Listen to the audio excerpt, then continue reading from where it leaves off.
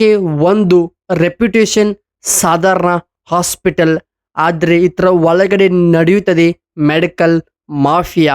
ಒಬ್ಬ ಡಾಕ್ಟರ್ ಒಂದು dead body mystery ಕೂಡ ಕ್ರಿಯೇಟ್ ಮಾಡುತ್ತೆ ಆ ಒಂದು ಡೆಡ್ ಬಾಡಿ. ಅಷ್ಟಕ್ಕೂ ಈ ಒಂದು ಸಿನಿಮಾ ಒಂದು death secret conspiracy and medical mafia ದಂಧೆ ಬಗ್ಗೆ ಇರುವಂಥ ಒಂದು ಮಲಯಾಳಂ ಸಿನಿಮಾ. ಈ ಒಂದು ಸಿನಿಮಾ ಇವತ್ತು ನಾನು ನಿಮಗೆ ಪರಿಚಯ ಮಾಡಿಸ್ತಾ ಇದ್ದೀನಿ. ಅಷ್ಟಕ್ಕೂ ಈ ಸಿನಿಮಾದ ಹೆಸರು ದೋಸಿ. ಹೌದು, ಈ ಒಂದು ಸಿನಿಮಾ ಮಲಯಾಳಂ ಭಾಷೆಯಿಂದ ಬಿಡುಗಡೆ ಆಗಿದ್ದರೂ ಕೂಡ ಪ್ರೆಸೆಂಟ್ ಒಂದು OTTಲಿ ಟ್ರೆಂಡ್ ಕೂಡ ಕ್ರಿಯೇಟ್ ಮಾಡಿದೆ ಸ್ನೇಹಿತರೆ. ಆದರೆ ಈ ಒಂದು ಸಿನಿಮಾ ಯಾವ ಭಾಷೆಗಳಲ್ಲಿ ನಮಗೆ ನೋಡೋಕ್ಕೆ ಸಿಗುತ್ತದೆ, ಅಷ್ಟಕ್ಕೂ ಈ ಸಿನಿಮಾ ಹೇಗಿದೆ ಮತ್ತು ಈ ಒಂದು ಸಿನಿಮಾದಲ್ಲಿ ಬರುವಂಥ ಟ್ವಿಸ್ಟ್ಗಳು, ಸಸ್ಪೆನ್ಸ್ಗಳು ತುಂಬ ಒಂದು ಬೇರೆ ಲೆವೆಲಲ್ಲಿ ನಿಮಗೆ ಇಷ್ಟ ಆಗುತ್ತದೆ. ಸೊ ಲೇಟ್ ಮಾಡೋದು ಬೇಡ, ಹಾಗಾದರೆ ಡೈರೆಕ್ಟಾಗಿ ಸಿನಿಮಾದ ಕತೆ ಬಗ್ಗೆ ನೋಡೋಣ. ಅದಕ್ಕಿಂತ ಮುಂಚಿತವಾಗಿ ನಿಮ್ಗಳಿಗೆ ಒಂದು ರಿಕ್ವೆಸ್ಟ್ ಏನಂದರೆ, ಕಂಟೆಂಟ್ ಇಷ್ಟವಾಗಿದ್ದರೆ ಮಾತ್ರ ಸಬ್ಸ್ಕ್ರೈಬ್ ಮಾಡಿಕೊಂಡು ಸಪೋರ್ಟ್ ಮಾಡಿ. ಈ ಒಂದು ಮೂವಿ ರಿವ್ಯೂ ಬಗ್ಗೆ ಆಗ್ಬೋದು ಮತ್ತು ಈ ಒಂದು ಸಿನಿಮಾದ ಬಗ್ಗೆ ಏನಾದರೂ ಡೌಟ್ಸ್ ಅಥವಾ ಏನಾದರೂ ಕ್ವಶನ್ ಕೇಳೋಕ್ಕೆ ಇಷ್ಟ ಅನಿಸಿದರೆ ಕಾಮೆಂಟ್ ಬಾಕ್ಸಲ್ಲಿ ನಿಮ್ಮ ಅನಿಸಿಕೆ ಅಭಿಪ್ರಾಯ ಕೂಡ ಕಾಮೆಂಟ್ ಬಾಕ್ಸಲ್ಲಿ ಬರೆಯಿರಿ ಸ್ನೇಹಿತರೆ. ಹಾಗಾದರೆ ಬನ್ನಿ ಇವಾಗ ಮೇನ್ ಕಂಟೆಂಟ್ ಕಡೆ ಹೋಗೋಣ. ಹೌದು, ನೋಡೋಕ್ಕೆ ಒಂದು ರೆಪ್ಯುಟೇಷನ್ ಒಂದು ಮರ್ಯಾದಸ್ಥ ಹಾಸ್ಪಿಟಲ್ ಆಗಿರ್ತದೆ, ಆದರೆ ಆ ಒಂದು ಮೆಡಿಕಲ್ ಹಾಸ್ಪಿಟಲಲ್ಲಿ ನಡೆಯೋ ದಂಧೆಗೆ ಬೇರೆ. ಹೌದು, ಇದರಲ್ಲಿ medical mafia, drugs, under world, ಜನಗಳ ಸಾವಿನ ಜೊತೆಗೆ ಇವರು ದುಡ್ಡು ಮಾಡುವಂತ ಆಸೆ. ಸಿನಿಮಾ ಕತೆ ನಡೆಯೋದು ಒಂದು ಪ್ರೈವೇಟ್ ಹಾಸ್ಪಿಟಲ್ನಲ್ಲಿ. ಇಲ್ಲಿ ನಮ್ಮ ಹೀರೋ ಒಬ್ಬ ಡಾಕ್ಟರ್ ಆಗಿರ್ತಾನೆ, ಆದರೆ ಇವನು ಸಾಧಾರಣ ಜೀವನ ಕೂಡ ಮಾಡ್ತಿರ್ತಾನೆ. ಆದರೆ ಇವು ಒಬ್ಬ ನ್ಯಾಯಪರ ಇರ್ತಾನೆ. ಅವನು ನಂಬಿ ಬರುವಂಥ ಪೇಷಂಟ್ಗಳಿಗೆ ಆಗ್ಬೋದು, ಅವನು ನಂಬಿ ಬರುವಂಥ ಜನಗಳಿಗೆ ಸಾಧ್ಯವಾದಷ್ಟು ಉಚಿತ ಸೇವೆ ಆಗ್ಬೋದು, ಒಂದಿಷ್ಟು ದುಡ್ಡು ತಗೊಂಡು ಕೂಡ ಒಂದಿಷ್ಟು ಸಹಾಯ ಮಾಡ್ತಾನೆ. ಆದರೆ ಹಾಸ್ಪಿಟಲ್ನಲ್ಲಿ ಮ್ಯಾನೇಜ್ಮೆಂಟ್ ಬೇರೆ ರೀತಿಯೇ ಒಂದು ಇರ್ತದೆ. ಅವರ ಮೈಂಡ್ ಸೆಟ್ ಹೇಗಾದರೂ ಮಾಡಿ ದುಡ್ಡು ಮಾಡಬೇಕಂತ. ಆದರೆ ಅಲ್ಲಿರುವಂಥ ಸ್ಟಾಫ್ಗಳ ಅವರ ನಡವಳಿಕೆ ಕೂಡ ಬೇರೆ ರೀತಿಯಲ್ಲಿ ಕೂಡ ಮುಂದೆ ಹೋಗ್ತಾ ಹೋಗ್ತಾ ಬೇರೆ ತಿರುವು ಕೂಡ ಪಡೆದುಕೊಳ್ಳುತ್ತದೆ. ಆದರೆ ಒಂದು ಪೇಷಂಟ್ ಒಂದು ಹಾಸ್ಪಿಟ್ಲಿಗೆ ಬರ್ತಾನೆ, ಆದರೆ ಅದೇ ಒಂದು ಟೈಮಲ್ಲಿ ಅಚಾನಕವಾಗಿ ಅವನು ಸಾವನ್ನಪ್ತಾನೆ.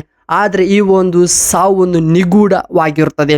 ಆದರೆ ಇವರು ಹೀರೋಗೆ ಒಂದು ಡೌಟ್ ಬರುತ್ತದೆ, ಏನಂದರೆ ಸಿಂಪ್ಟಮ್ಸ್ ಕೂಡ ಯಾವುದು ಕೂಡ ಮ್ಯಾಚ್ ಆಗಲ್ಲ. ರಿಪೋರ್ಟಲ್ಲಿ ಕೂಡ ಇವರು ಆಲ್ರೆಡಿ ಡೆತ್ ನ್ಯಾಚುರಲ್ ಅಂತ ಡಿಕ್ಲೇರ್ ಮಾಡ್ತಾನೆ.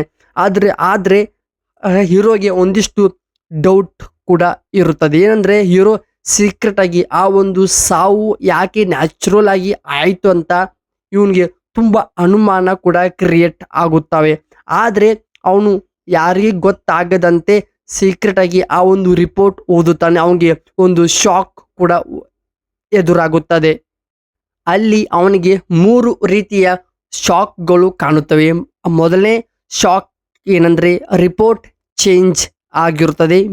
ಮೆಡಿಕಲಲ್ಲಿ ಟ್ರೀಟ್ಮೆಂಟ್ ಮಾಡುವಂಥ ಸಂದರ್ಭದಲ್ಲಿ ಮಿಸ್ ಆಗಿ ಒಂದಿಷ್ಟು ಇಂಜೆಕ್ಷನ್ ಆಗ್ಬೋದು, ಒಂದಿಷ್ಟು ಮೆಡಿಸಿನ್ ಕೊಟ್ಟು ಅವನನ್ನು ಬೇಕಂತಲೇ ಸಾಯಿಸಿರ್ತಾರೆ, ಅದು ಕೂಡ ಗೊತ್ತಾಗುತ್ತದೆ. ಮತ್ತು CCTV ಕೂಡ ಎಲ್ಲವನ್ನ ಎರೇಸ್ ಮಾಡಿ ಮಿಸ್ ಕೂಡ ಮಾಡಿರ್ತಾರೆ.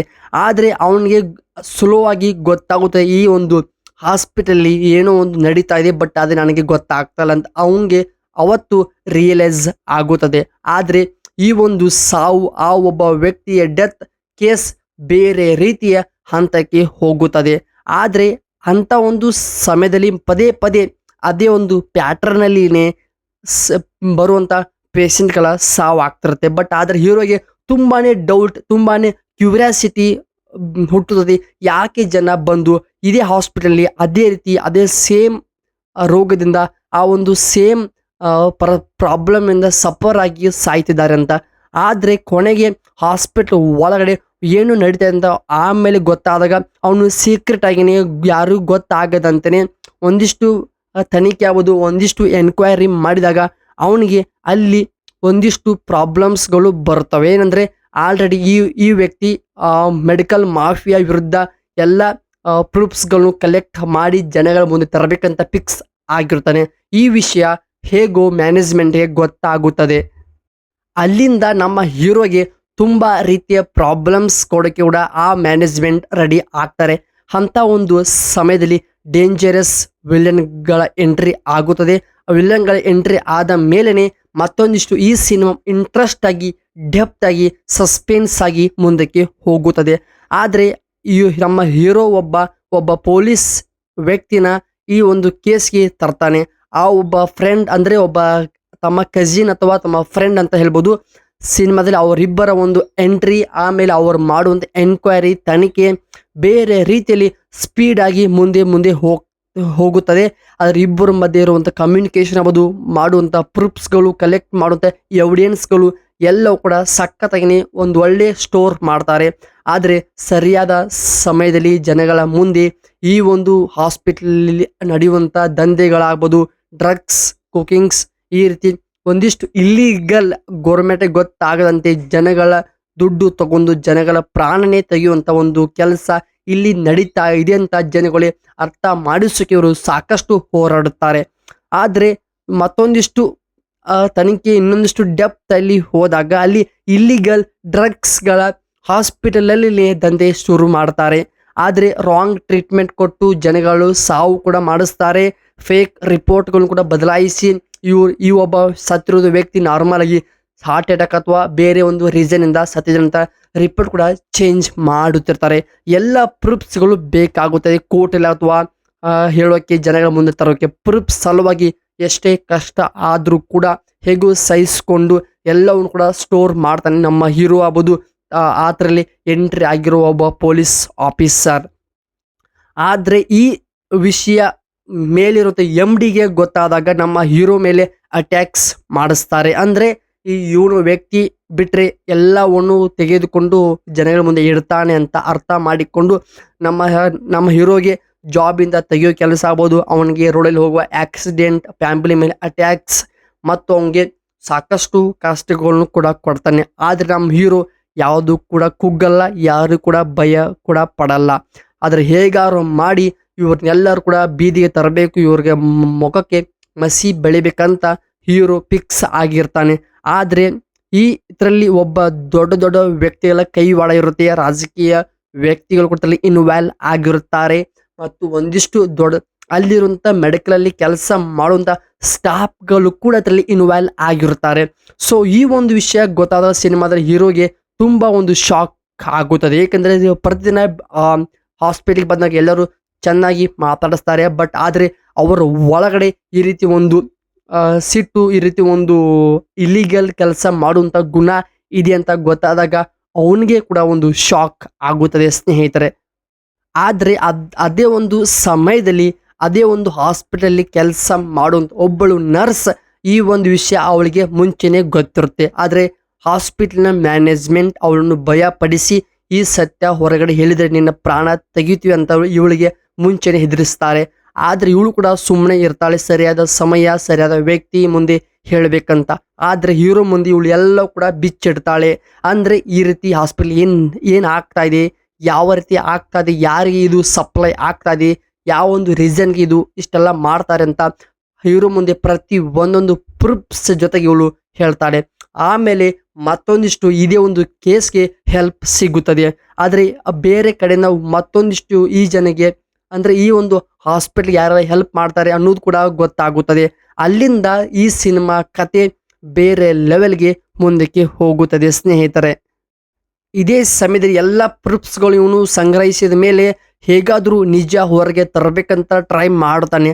ಅಂಥ ಒಂದು ಸಮಯದಲ್ಲಿ ವಿಲನ್ಸ್ಗಳು ಇವನ ಮೇಲೆ ಅಟ್ಯಾಕ್ ಕೂಡ ಮಾಡ್ತಾರೆ. ಅಲ್ಲಿ ಕೂಡ ಒಂದು ಜಬರ್ದಸ್ತ್ ಪವರ್ಫುಲ್ ಫೈಟ್ಸ್ ಕೂಡ ಆಗುತ್ತದೆ. ಅಲ್ಲಿ ಅವ್ರ ಮಧ್ಯದಲ್ಲಿ ಆಗುವಂಥ ಆ ಒಂದು ಸನ್ನಿವೇಶ ಸೀನ್ಗಳು ಕೂಡ ಬೇರೆ ಲೆವೆಲ್ಗೆ ಸಸ್ಪೆನ್ಸ್ ಜೊತೆಗೆ ಒಂದು ಕ್ರಿಯೇಟ್ ಮಾಡಿವೆ ಸ್ನೇಹಿತರೆ.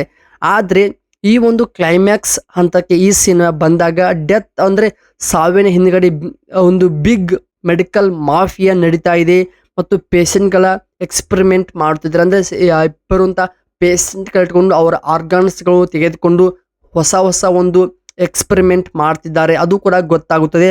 ಹೀರೋ ಕೂಡ ಎಲ್ಲ ಎವಿಡೆನ್ಸ್ಗಳನ್ನು ರಿಲೀಸ್ ಕೂಡ ಮಾಡ್ತಾನೆ. ಆಮೇಲೆ ಎಲ್ಲರ ಮುಖ ಆಚೆಗೆ ಬಂದಾಗ ಅಲ್ಲಿ ನಡೆಯೋದೇ ಬೇರೆ ಒಂದು ಯುದ್ಧ. ಏಕೆಂದರೆ ಒಂದು ರೆಪ್ಯುಟೇಷನ್ ಇರುವಂಥ ಹಾಸ್ಪಿಟಲ್ ಅದರ ಮಾನ ಮರ್ಯಾದೆ ಎಲ್ಲ ತೆಗೆದು ಮೀಡಿಯಾಗಳಲ್ಲಿ ಕೂಡ ನ್ಯೂಸಲ್ಲಿ ಕೂಡ ಸ್ಪ್ರೆಡ್ ಆಗಿ ಬೇರೆ ರೀತಿ ಕೂಡ ಈ ಸಿನಿಮಾದಲ್ಲಿ ಎಂಡ್ ಕೂಡ ಕೊಡ್ತಾರೆ ಸ್ನೇಹಿತರೆ. ಆದರೆ ಈ ಒಂದು ಸಿನಿಮಾದಲ್ಲಿ ಕೊನೆಗೆ ಗೊತ್ತಾಗೋದು ಒಂದು ವಿಷಯ ಏನಂದರೆ, ಒಂದು ಮಾತು, ಒಂದು ಮೆಸೇಜ್ ಅಂತ ಹೇಳಬಹುದು. ಮೆಡಿಕಲ್ ಅನ್ನೋದು ಲೈಫ್ಗಳನ್ನು ಸೇವ್ ಮಾಡಬೇಕು. ಆದರೆ ಅದೇ ಒಂದು ದುಡ್ಡು ಆಸೆಗೋಸ್ಕರ, ದುರಾಸೆಗೋಸ್ಕರ ಮೆಡಿಕಲ್ ಮಾಫಿಯಾ ರೀತಿ ಜನಗಳನ್ನು ಸಾಯಿಸೋದು ತಪ್ಪು ಅಂತ ಇವರು ಚೆನ್ನಾಗಿನೇ ಅರ್ಥ ಮಾಡಿಸ್ತಾರೆ. ಆದರೆ ಸಿಸ್ಟಮ್ ಕರೆಕ್ಟ್ ಆಗಿದೆ, ಆದರೆ ಇಲ್ಲಿರುವಂಥ ಜನಗಳೇ ಸರಿ ಇಲ್ಲ ಅಂತ ಇವರು ಕೂಡ ಲಾಸ್ಟಲ್ಲಿ ಒಂದು ಲೈನ್ ಹೇಳಿ ಸಿನಿಮಾ ಕೂಡ ಎಂಡ್ ಮಾಡ್ತಾರೆ ಸ್ನೇಹಿತರೆ. ಸೊ ಇದು ಆಗಿತ್ತು ದೋಸ್ತಿ ಸಿನಿಮಾದ ಒಂದು simple Kannada dubbing review video. So ಮತ್ತೆ ಮಗದೊಂದು ಸಿನಿಮಾ ಜೊತೆಗೆ ಮತ್ತೆ ಸಿಗೋಣ, ಕಾಯ್ತಾರಿ. ನಮಸ್ಕಾರ ಸ್ನೇಹಿತರೆ.